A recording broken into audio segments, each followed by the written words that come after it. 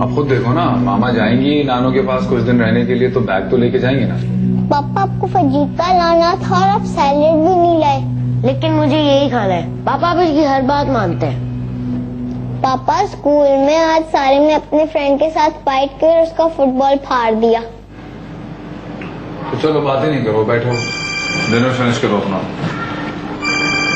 अरे यार, हेलो जी जी जी। सुखी हड्डी चश्मुली। पापा को बताऊंगी। तुम्हें नौमान ने घर से निकाला था या तुम खुद आई हो? तुम कब आए? तुमसे किसने कहा?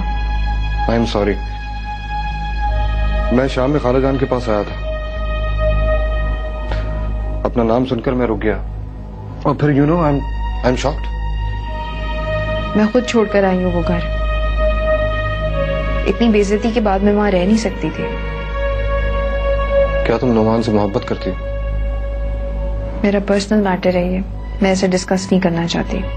लेकिन मैं तो करना चाहता हूँ। मैं तो ये बर्दाश्त नहीं कर सकता कि वो तुम पर हाथ उठाए। मैं सिर्फ तुमसे बात करने का वेट कर रहा था, वरना जाकर मैं उसके हाथ तोड़ देता। तुम ऐसा वैसा कुछ नहीं करोगे। मैंने कहा ना मेरा पर्सनल मैटर है, मैं नहीं चाहती किसी को इन्वॉल्व करना। पूरा घर तुम्हारी वजह से अपसेट है और तुम ये कह रही हो कि ये तुम्हारा पर्सनल मैटर है। अब इतनी भी मेहरबानी मत करो उस शख्स पर। अगर तुम अमेरिका में होती ना तो इस इंसल्ट पर केस फाइल कर चुकी होती। यहां तो औरतों को इस लिबर्टी का पता ही नहीं है, तसव्वुर ही नहीं है। मेरे सर में बहुत दर्द हो रहा है शिराज, मैं कुछ देर रिलैक्स करना चाहती हूँ। इरम, क्या मैं तुम्हारा दोस्त नहीं हूं? मैं तुम्हें दुख में नहीं देख सकता और तुम्हारी आंखों में आंसू तो मैं बिल्कुल भी बर्दाश्त नहीं कर सकता।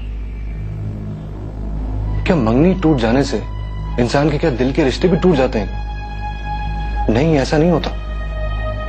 मैं तुम्हें डे 1 से कह रहा हूं कि उस शख्स को मुझसे कुछ प्रॉब्लम है। ये सब तुम्हारी वजह से हुआ है। तुम पुरानी बातें लेकर क्यों बैठ जाते हो? तुमसे कहा है ना कि पुरानी बातें बार बार दोहराने का कोई फायदा नहीं। अच्छी लग रही हो गुस्सा करके। मैं यही चाहता हूं कि तुम अपनी फ्रस्ट्रेशन निकालो, मुझसे लड़ो, मुझे डांटो।